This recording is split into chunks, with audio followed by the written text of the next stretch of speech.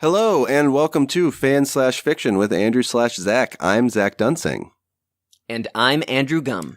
This is our very first episode of Season 2. We've been working really hard on it, and we interview Sarah Beth Gumm, who is a very experienced fan fiction guru. And an average sister. Come on, man. This is like the only episode that you know she's going to listen to. Yeah, okay. She's an above average sister, and I love you, Sarah, if you're listening. Whoa. You don't have to go overboard. So, we're also debuting our brand new theme song by my good friend Jordan Lenning. It was described to me as the Doug theme song meets the Toe Jam and Earl theme song meets Devo meets Prince.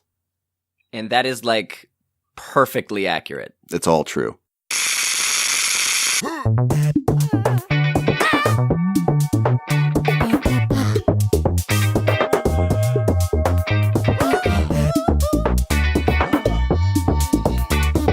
I think we're good. Andrew, do you want to kick us off? Yeah, so hello. This is our very first interview that we've done on the show. Yeah, very exciting. And I'm extra excited. Honored to be the first. Yeah, because that voice you just heard is my sister, Sarah Beth Gumm.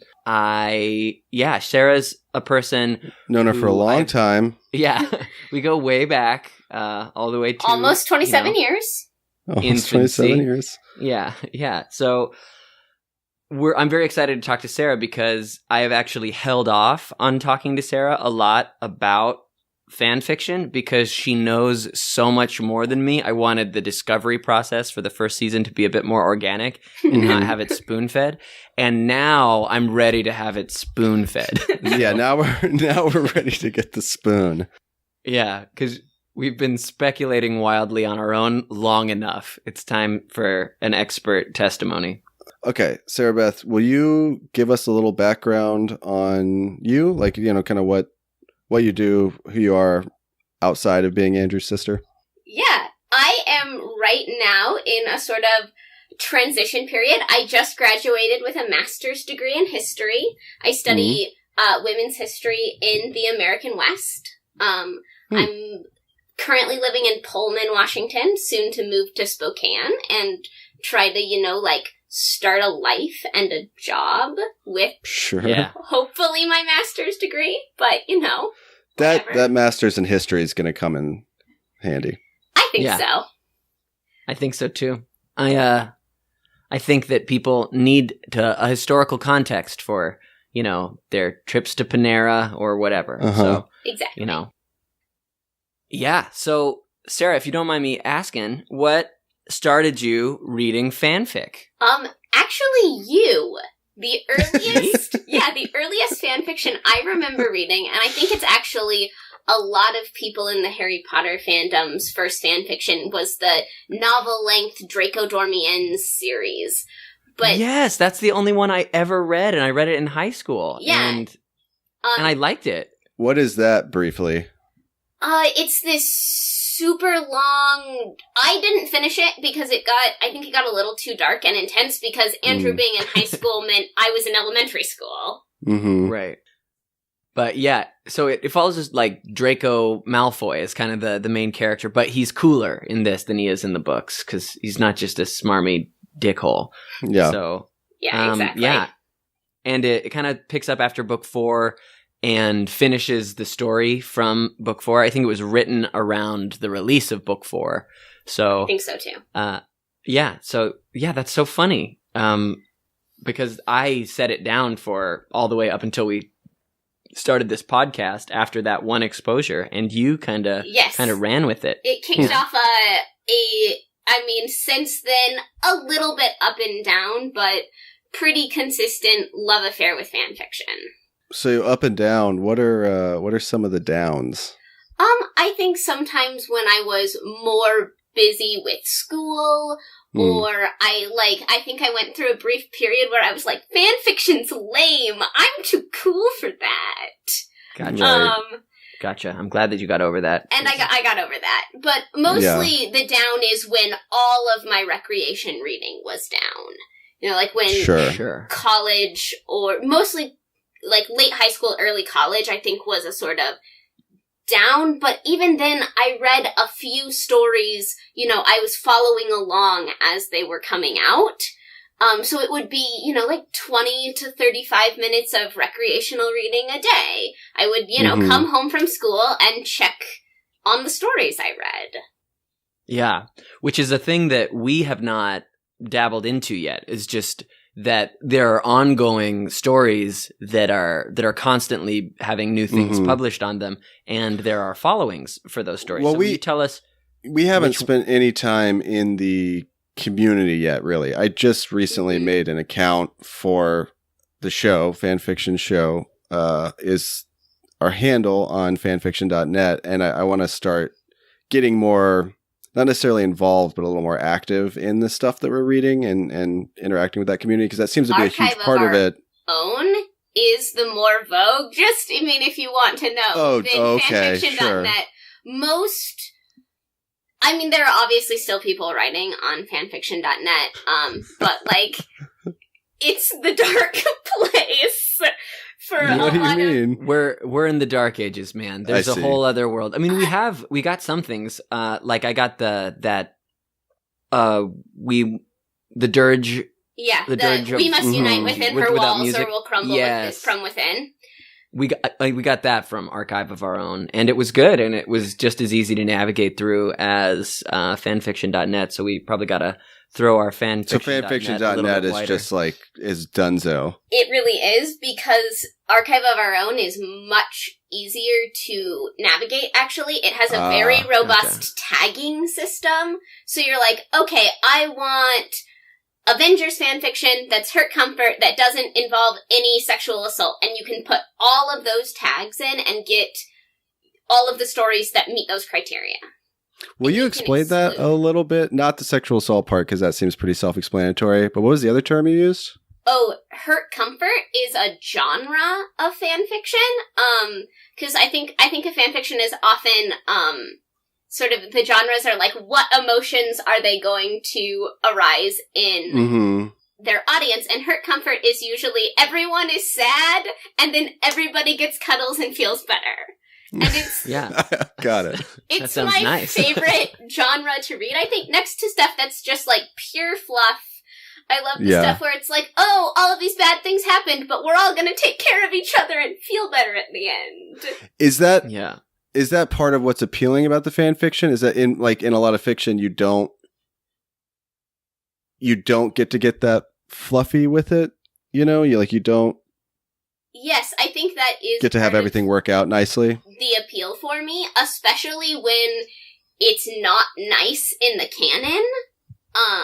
Right. Or there's like a lot of bad things happening to these characters you care about in canon, and then fanfiction authors come in and they're like, and here's what you didn't see, where everybody was like, and now we feel better.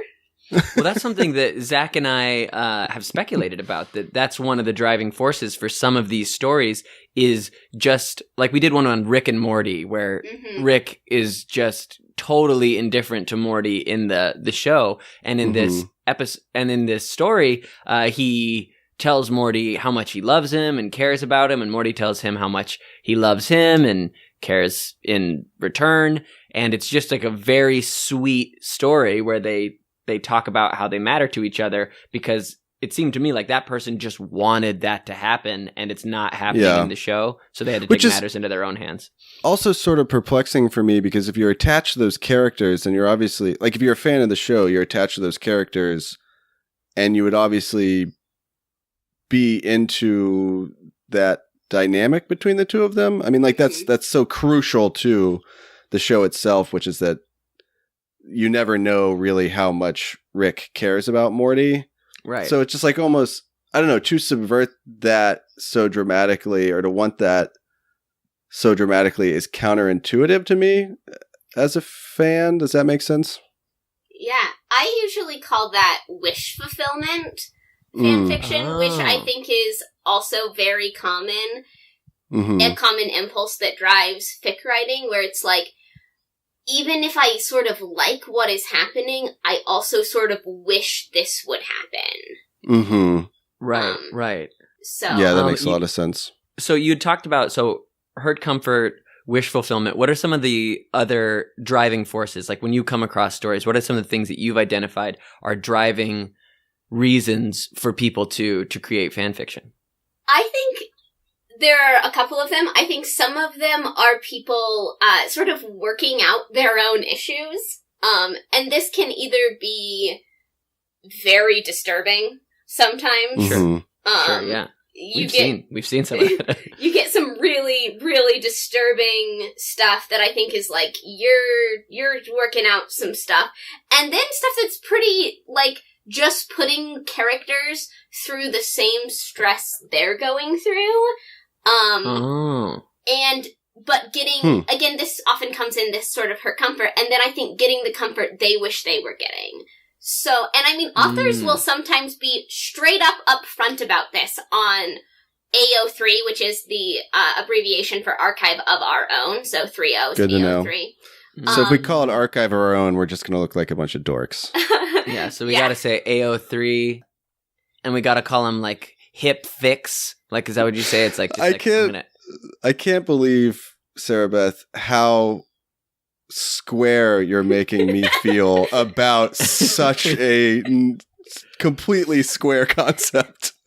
Yeah, we are the dads coming into this. We are You the sorta dads in this are. scenario. I was dedicated to fanfiction.net for a long time, but then I wasn't finding what I needed, so I went into AO3, and then I was like, oh my god, it's a brave new world here.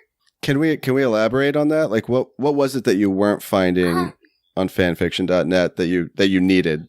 I think I wasn't finding new content that I was interested in, or it's harder to search multiple fandoms at once on fanfiction. What I like about AO3 is that you can search by tag. So I can search for, fluff, hurt comfort, family. Like, I can put in a variety of tags of things that I think will bring up stories I'm interested in and not limit by fandom. And then as I scroll through those lists, be like, oh, here's an Avengers one. I'm interested in reading that. Oh, here's a Harry Potter one. Here's a Check Please one. And I find it's because there are no tags on fanfiction and you have to search for, like, keywords.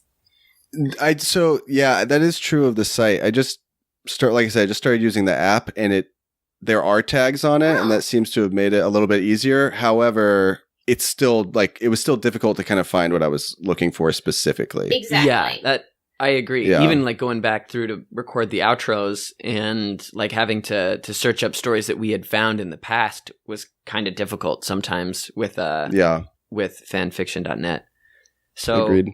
Another thing that we had talked about in the past, Sarah, that I would love for you to elaborate a little bit on is the long form fan fiction, because we just, by trying to create like new episodes in a relatively quick period of time, have not dived in as heavily into long form fiction the way that I think you have been able to. Can you talk to us a little bit about some that you've read, some that you've enjoyed, some things that surprised you, or whatever about long form fiction? Yeah, so I've read long form in two different ways, both in I'm going to follow along this story and read a little bit every single day, or every few days. Mm-hmm. I've also read long form where it's like, this is a complete story that is 235,000 words long.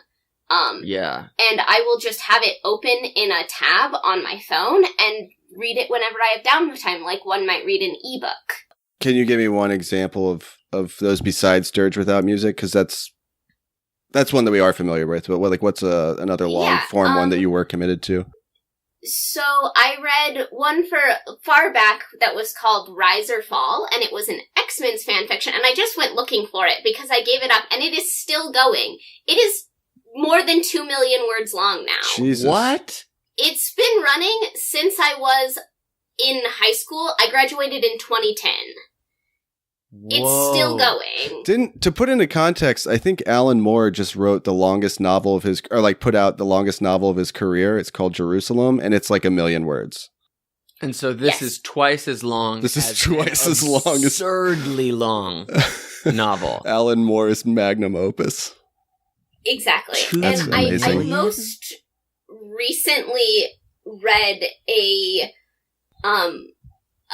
Avengers fic. The series is called Love is for Children, and then it's broken up into a bunch of little stories that is like 435,000 words long. First perspective, twice as long as the 5th Harry Potter book, which is the longest Harry Potter book. Jesus Christ. Yeah. Love is for children? Yeah, that's a great Yes. title. That is a great title. And it's all fluff, and the thing that made this one so compelling for me is this author both breaks her chapters into like 1,000-word chapters. So they are so bite-sized. It's Mhm. so Yeah. easy to be like, well, I just have a little bit of downtime, or like, I need to take a quick study break. I'm going to read one chapter of, Love is for Children, of No Winter Lasts Forever. Does that involve the Winter Soldier? The No Winter Lasts Yes. Forever? That makes sense. That's cool. Exactly. Oh, that's lovely.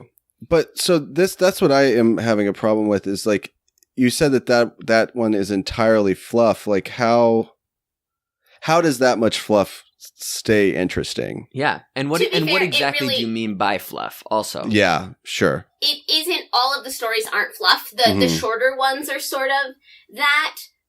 And that's stuff that's like all feel good, doesn't really delve into deep emotions, though the No Winter Lasts Forever follows much more of an emotional arc, but it is this thing where it's like, problems happen, but we all work together and we solve them and we help each other out, and we heal, and it delves very much into how like all of the Avengers have this really broken past and trying to build a team that can be a family Mm-hmm. and like Cool. heal some of that brokenness. Cool.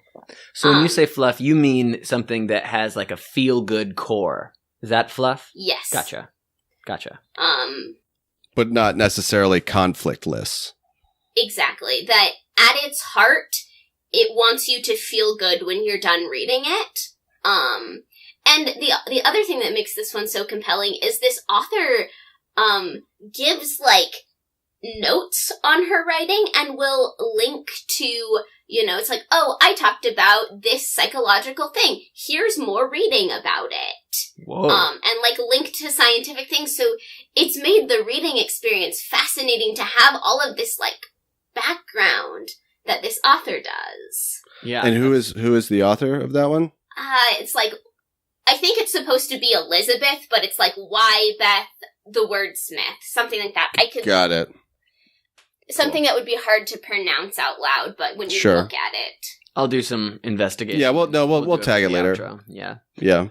I can also send you a link if you want. That'd Oh, be that great. would be super helpful. Thank you. One more long form, or do you want to ask a different question? Oh, no. I'm super interested in any of that. I was just, Yeah. tell me. I've been on a big Avengers fic kick, which is, Mhm. I think maybe was prepping to see the new movie, is what got me started. But I read one called, it's like No Power Nor Splendor. I'll link Sweet. you. That I thought when I first just glanced at the word count was like 30,000 words long, and I was like, okay, that's good. That's like as long as my thesis. It's a couple days of reading. It was 230,000 words long. And it was great. And again, that's, for perspective, just a little bit shorter than the 5th Harry Potter book. Longer than any of the Harry Potter books, but the 5th one. Man, And I'm like, what drives a person to write a novel about characters that belong to someone else? yeah. Yes, that's the that is question. the question. Yeah. Do you have the answer, Do please? you know? Because we can just stop doing this if you just tell Yeah. us. Yeah. We could end right now. Yeah. Help us out. Get this monkey off our back. Don't think I know, but I mean, a love of writing, maybe? A fear of being rejected or not creative enough to come up with your own characters, but still loving writing, loving the community that rises up around your writing. But I think that is the question of, I think this took more than a year in writing, and it is a novel. Yeah. Mhm. Yeah. I mean, you have a built-in community, you have a built-in support system, you have built-in fans. Because people also love those. It has to be, but it has to be more than just a crutch, right? Yeah, I think it scratches a brain itch. I think that's why people both write and read fan fiction, is it meets some need that regular fiction, it doesn't scratch that itch so well. If it's maybe you can explore different things because you don't have to spend a lot of time creating them, explaining who your characters are, because we all know. And also it gives you the opportunity to write stories that mainstream fiction probably wouldn't let you have. Like this one that I just read that I was talking about, that was 230,000 words long, was a three-way relationship between Natasha Romanoff, Clint Barton, Hawkeye, and Clint Barton's wife, Laura Barton. Just like in a polyamorous relationship? Yes, that they were all married to each other. Huh. And then how Natasha left because she was afraid, and it's this non-linear storytelling going back and forth in their relationship. It ties into the films. It's very good. Yeah. Yeah, I want to read it now. Yeah. And so that sounds great. So you touched on something that I'm super Is there a Cliff's Note version of it? I think she just gave you the Cliff Notes. And I think I gave it to you. I think you just did. You're right. To be fair, I approached this podcast the same way I approached most essays in all of my lit classes. Which is, you read enough to get the gist. Yeah. Gotcha. Cram a little extra in the night before. Yeah. Well, that's human nature. Take a bunch of Adderall, cram out a paper. Yeah. Yeah. I mean, I wrote my whole thesis in like a semester. Shh, don't tell anyone. Hey, I'm proud of you. I'm proud of you. You got it. You touched on something that I'm super interested in, and it's like, we've had this big question that we talked about explicitly just a second ago of, what is the purpose behind all of this? Like what, like the deeper questions of creativity and making things, especially in this specific way. But you said it scratches a brain itch for both the writer and the reader. And I'm interested in exploring how like obsession plays into all of this, because I can feel it in myself, like related to all kinds of things. When I become really into a fandom, then there's like no amount of new information is enough. Like I'm insatiable for more. Like I'll read about Game of Thrones theories and stuff online just because I want more of it, and there's no more to consume, So that has absolutely been a driving force behind my fanfiction reading. The fandom I was most interested in recently, prior to this sort of foray into Avengers, was Check Please, which is a webcomic. Gotcha. And because we get comics and then some meta around it, there's just not a lot of canon material to consume, so I just became insatiable for fan fiction because this universe was so fun, and I just wanted to live in it more. Yeah. And, I read the whole webcomic when I started in like a day. Yeah. I got caught up. Can you summarize Check Please for us, please? It's about a college hockey team and the frequent baking of pies. That's sort of its brief tagline. The main character is Eric Biddy, he is called, who was figure skater turned hockey player who goes and plays on a Division I college hockey team at Samwell, and he's a gay man.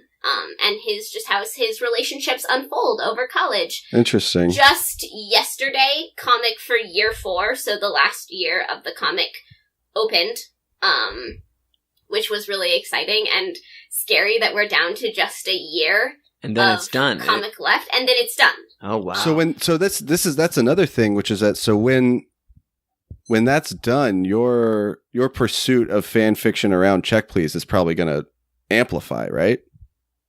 Probably, or stay the same. Exactly, the sort of up and down with different fandoms. Interesting to know if I will be sort of feel like it'll probably depend on how satisfying the ending is, actually. Yeah. Sure. I feel this. I guess I was just thinking that like I hadn't thought about that before, that the frequency of stuff being written about certain things has to change based on whether or not that original content is finished or not, right? Exactly. There is definitely less, not none, but less Harry Potter fan fiction being produced now. Because I was actually thinking the total opposite. Oh, Really? I think Sarah's right on it, because I think that when people are waiting for something, that makes sense to me to be the time where people just kick into high gear of like, I want the next part of the story and I can't have it for another year, so I'm going to just write it. And no, that does make a lot of sense. I guess I was just thinking like, oh, this thing is done. We can't have any more. Let's make more. Yeah. Was my thought process. Sure there's some of that too. Yeah. Sure. But no, that makes a lot of sense. I think you're right about people will sort of predict the future of things. And there's actually, it's called getting jossed, Jossed, Like Joss Whedon? Exactly. Oh. When the canon comes out and just totally f***s your story, Gotcha. it's called getting jossed. You've been jossed. Oh my god, I love that. Exactly. You can be confirmed or you can be jossed by canon. So oh my god, they do that because Joss amazing. Whedon subverts what you expect to happen? Is that the... I think that must be the genesis of it. Gotcha. But it's and people will be like, well, this got jossed to hell by that new episode, but you know what? We're gonna keep writing it anyway. Yeah. Oh my god. That's really fun. That's a really fun... For some reason, that all definitely just scratched an itch in my brain. That whole concept like really sits well with me. That's really fun. That's really fun. I mean, I think there's just so much fun in being part of the fandom in that way. Though I have never really written fan fiction. I've written That was going to be my bit, next question.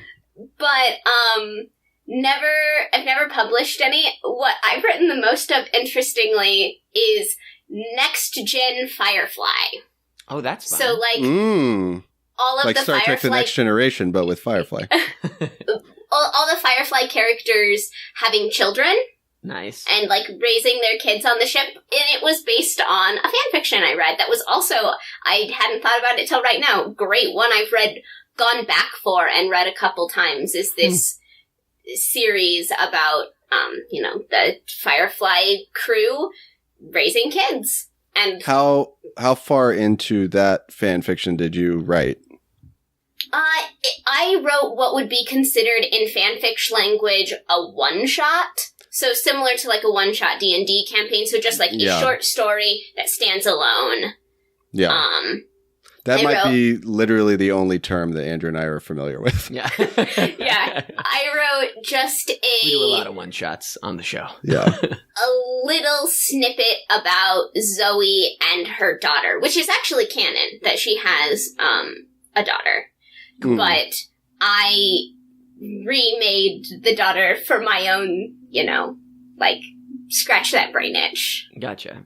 You wanted her daughter to be a very specific way, and so you made her that way in the fiction. Yes, and most notably, I came up with what I thought was a compelling name and reason she was named that was not at all like the canon, and, that is what I did. What was her name? What was the reason why she was named that? Can we get into the weeds a little? Sure. I named her Miranda, and if you remember the story that Wash dies on the planet Miranda. Yeah. And my reasoning for that was Zoe saying something to the effect of, I'm going to remember Miranda every day anyway. I might as well be reminded by something beautiful. It's the same reason Mal named his ship Serenity. Wait, why? What was the... Because of the battle, the brown coat's lost. Yeah. That's right. Even I knew that, Andrew. I know. I watched all of it. It's just been to be fair, I am in that show. Oh, yeah. Yeah. Zach loves bringing up now that he looks like Alan Tudyk. I don't look like Alan Tudyk, but people say it all the time. Yeah. I might as well lean into it. Look, if I'm going to be reminded of Alan Tudyk every day, I might as well be something. Name yourself Alan Tudyk. Positive, right? Might as well claim it. Yeah. I think we're at a real good time now. Do you have more burning questions, Andrew? I do. I have one last burning question. Okay. And I have two to wrap up with. All right. And also, before we do wrap this up, please, let's do this again. Sarah Beth, this has been very informative. Totally. Happy to. We'd like to have you on if you'll more. Be our expert witness, that would be great. Because neither actually our Sherpa to lead us through to the mountaintop of fan fiction. Seriously. When I was listening to your episode, I couldn't even get through the first one yet. I will keep listening because I kept getting distracted wanting to answer your questions. I would be like, you're talking about gender bent. I could tell you all of these things about that. Yeah. Yeah. Which is good. Well, that's actually my question.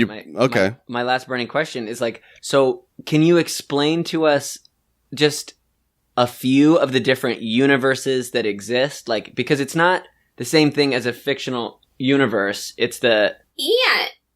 So one of the things, and I think it's Andrew and I talked about this a little bit yesterday when we were prepping for me to come on, but one of the things I think is very interesting about fan fiction is there's these sort of AUs, alternate universes, that many fandoms use. So there's the coffee shop AU, where the characters all meet in a coffee shop, and it's usually, often if it's a fic that has powers or characters that aren't human, it'll be like no powers, all human, coffee shop AU.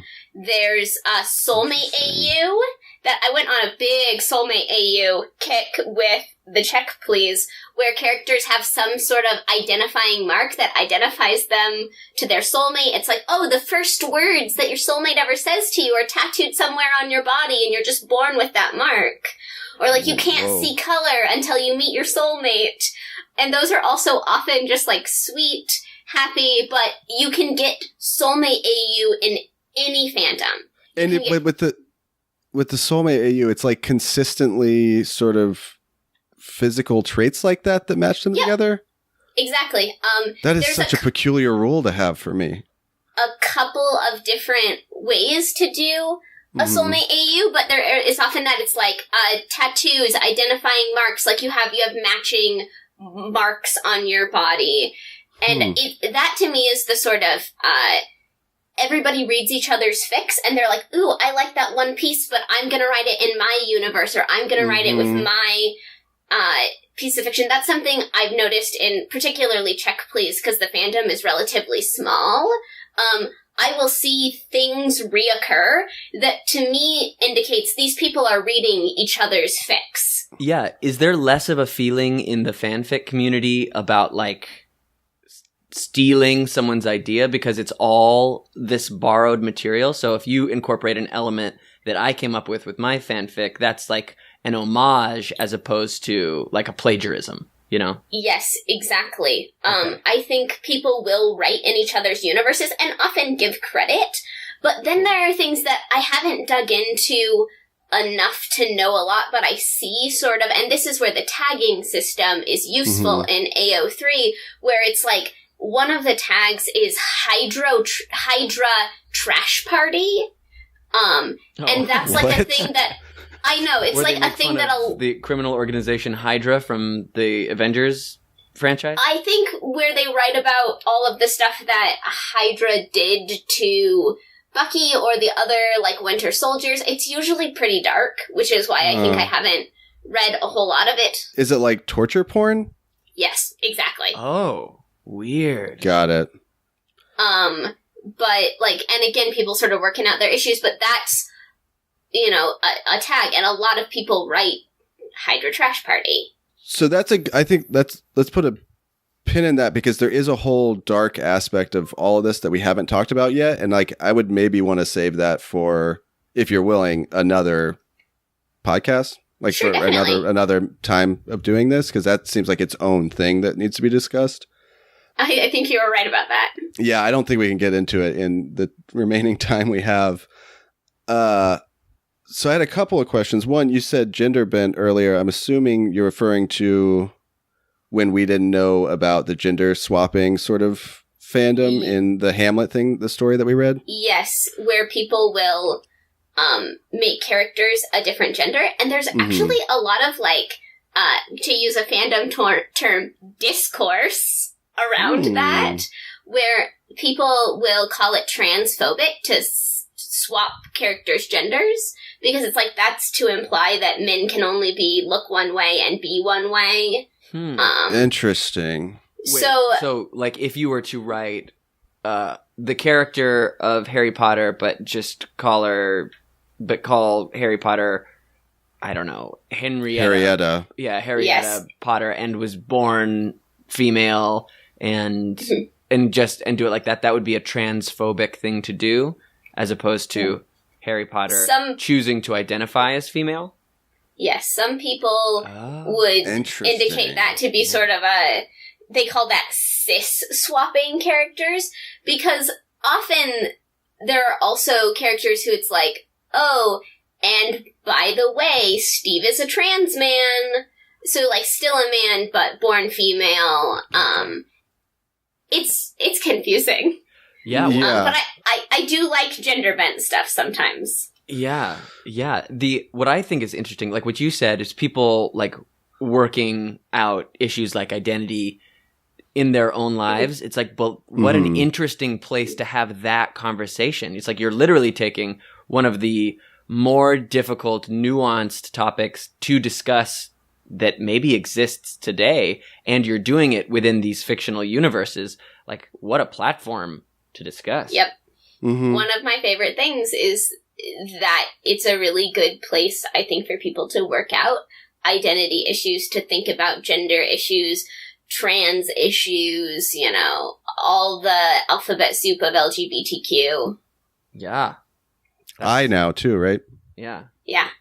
I discovered that recently. It's LGBTQIA. A, right? Yeah. A. Oh, what? The A is new. Is asexual, aromantic. If you spelled them out, it can spell quilt bag.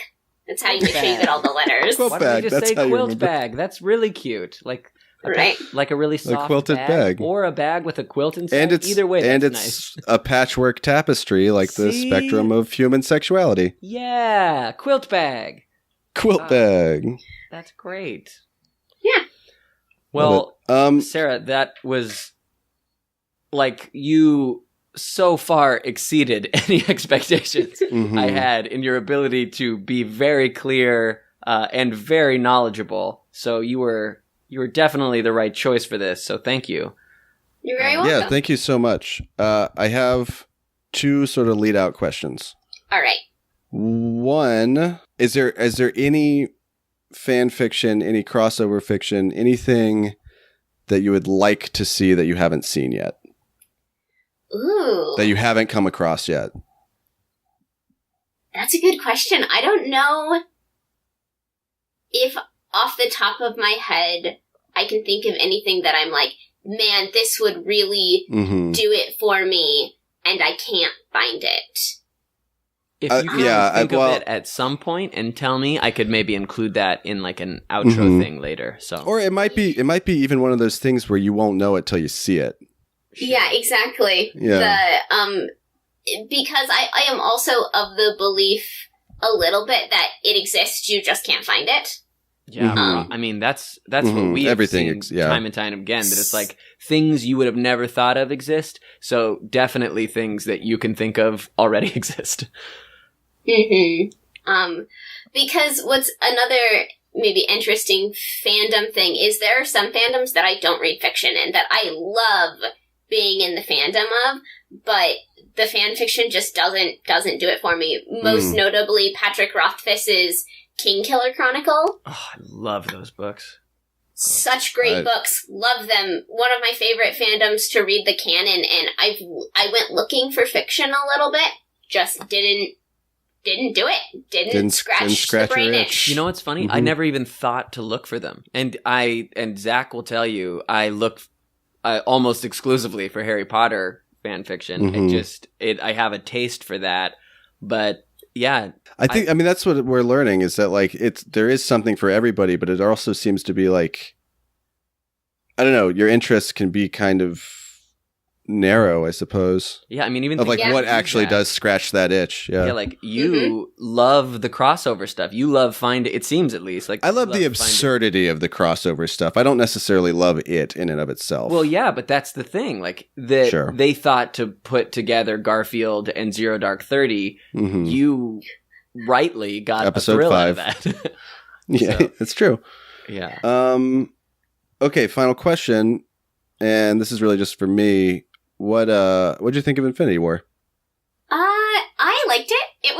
I found the big shocking ending actually fell a little flat for me because it was just a little too much all at once. Mm. I think we didn't get to marinate in any of those deaths. Everyone was just gone and then the movie was over and I was like, See, yeah. Whoa! Yeah. That's how I felt the first time. I saw it a second time and it worked. It was better. I liked it the first time a lot, but that's how I felt about it. And then it worked a lot better for me the second time. I also found it fell flat because I am pretty sure those deaths are going to be undone in some way. I think it will be an interesting way to get there. Mm-hmm. See, but yeah. I don't know. I was like, no deaths are permanent in comic book verse. No. Well, there's two things about that like work for me, which is that one, it is really just the first half of the movie. Yes. And I think, I mean, you're absolutely right. Like, no one's gone forever, except that some people probably will be, but in different ways. But those deaths are real to the characters who watch them die. You know, like the emotional resonance is there for them, and that's enough, even if we know that there's another Black Panther movie coming. Yeah, and it's setting up the huge human tragedy of all life in the universe is gone. Like half of all life in the universe is gone for the second film, which is just a really high stakes beginning point. So I'm excited. Sure. What they you do think in the second about one. if it was truly having the universe in true random, there would be planets that weren't affected at all and planets that were completely gone. Yeah, Sure. so it's like it seems like it's half of every population is what. Well, Exactly. what if it was just everybody's torso? It's just all legs, sentient legs. It's like walking yeah, around. all everybody loses all their legs, and Thanos is like, oh fuck, I didn't think this Oh thing man, through. I should have really. It's more complicated than snapping. It turns out there's a lot of logistical things that you can't work out with a snap. I leapt before I looked. Yeah. Cool. Well, I think that was great. Thank you so much, Sarah Beth. Yeah, no problem. Happy. It was fun. Yeah. Yeah. Well, you're the best. And I love you. So that's Love you cool. too, brother. Well, great. good night, Gums. Good night, Zach. Good night, Zach. Good night, brother. Good night, sister.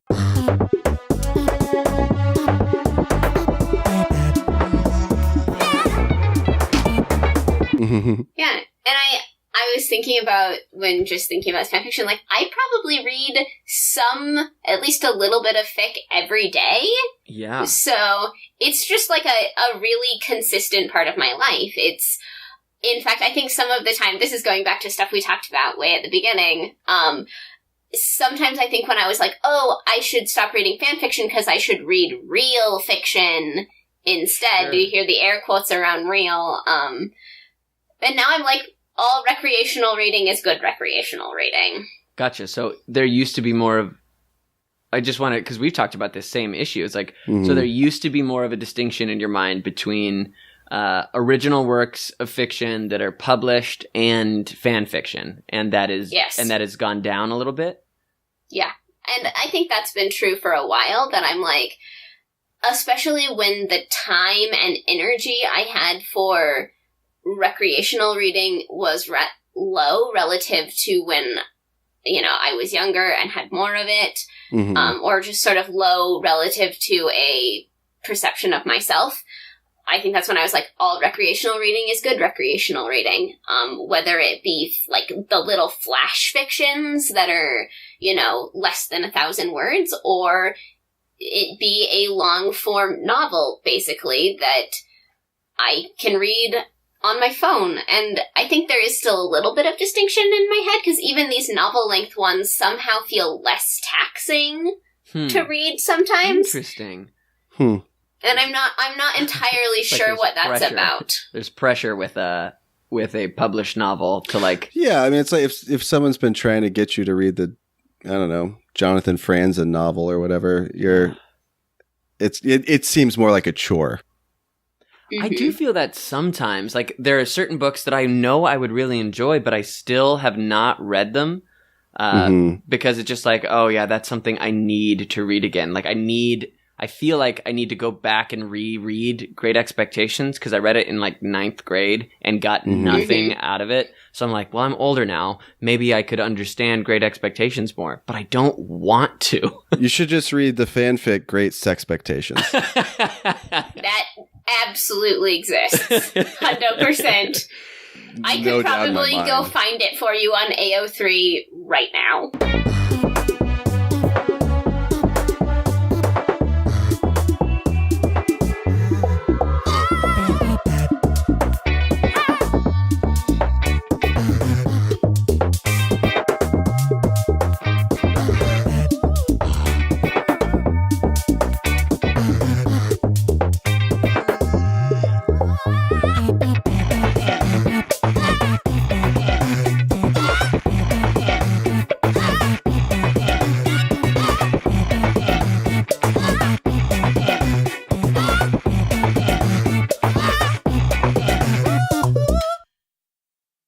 Zach here, and thanks for listening. For more episodes, you can go to fanfiction.show or wherever you get your podcasts. To contact us, you can email us at xandrew@fanfiction.show. That's Andrew with a Z. Our Twitter and Instagram are at fanfictionshow. Today we talked about Archive of Our Own, the hip place to find fanfiction, the Draco Dormiens series by Cassandra Clare, Rise or Fall by Eris Mellie. That's Eris, like the air, too, and Mellie, Mellie. Love is for Children by Ysabet Wordsmith. So that's Ysabet Wordsmith. Jerusalem by Alan Moore. And the 5th Harry Potter book by J.K. Rowling, I believe it is. No Winter Lasts Forever by Tomfoolery Prime. Nor Need We Power or Splendor by Shelley Bell. Shellybelle. Check Please, the webcomic by Ngozi Ukazu. Ngozi Ukazu. And finally, Great Sexpectations on AO3 is a 6-stanza poem written by Mindbender about the on-ice love affair between Will Ferrell and John Heder in Blades of Glory. Great Sexpectations is also the title of Season 6, Episode 2 of Sex and the City. We are also going to be debuting our brand new theme song, which my good friend, very talented musician, Jordan Lenning made for us. It was described to me as the Doug theme meets Devo meets Prince meets the Toe Jam and Earl theme. Which, I mean, if you know Zach and I at all by now, you know that that is exactly what we were looking for. Yeah. You're